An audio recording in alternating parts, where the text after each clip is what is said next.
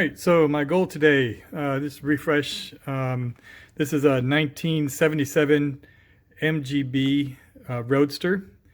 Kind of a restoration project here. I'll post a picture on the teardown, but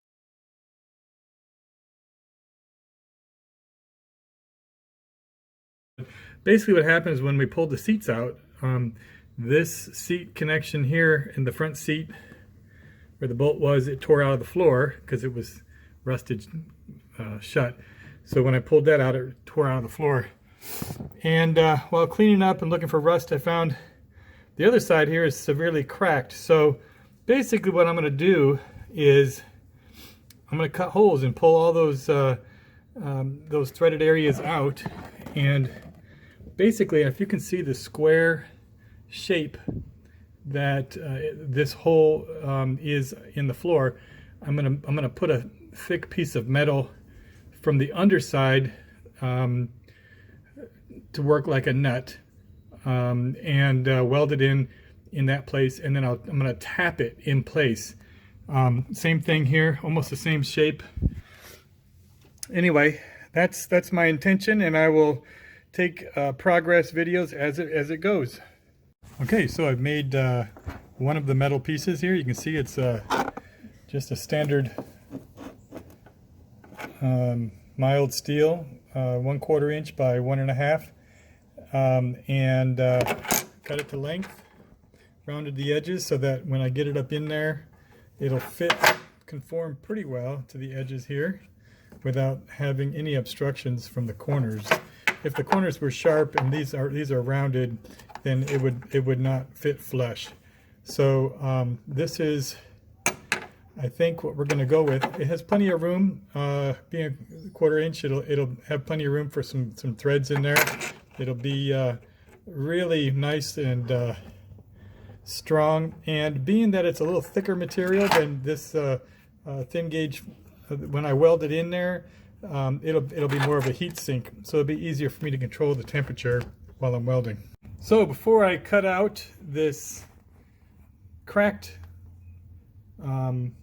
port, I want to point out what I did here is I ran with a long straight edge some score lines from an area where I'm not going to be cutting it away, and in this case, this score line matched up with the center of this hole, which is the back bolt for the seat, and I went ahead and scored it up here at the top to line up.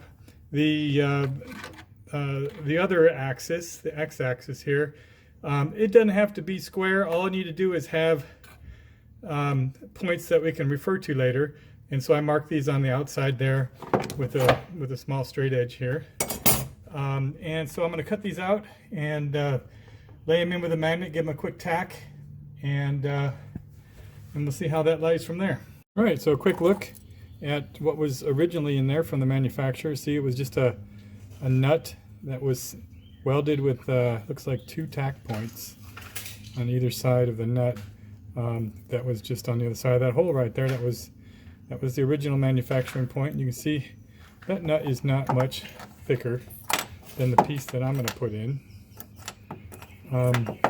So the hole, the crack from the fatigued metal, the crack kind of dictated where the hole was going to go here, because once I started cutting it, it pretty much broke right there. So you don't really have that much. You know, I wanted to cut as small a hole as I could so that when I put this in here, I get as much surface area as I can. Oops, turn that this way. I'm gonna give that a 90-degree twist. There we go. So there it is, all laid in place. So I'll go ahead and put that in with a magnet and let it set up, and then I will tack that in place, and that will be a patch. It'll be thick enough that I can put the hole anywhere I want, and then tap it with the right size threads.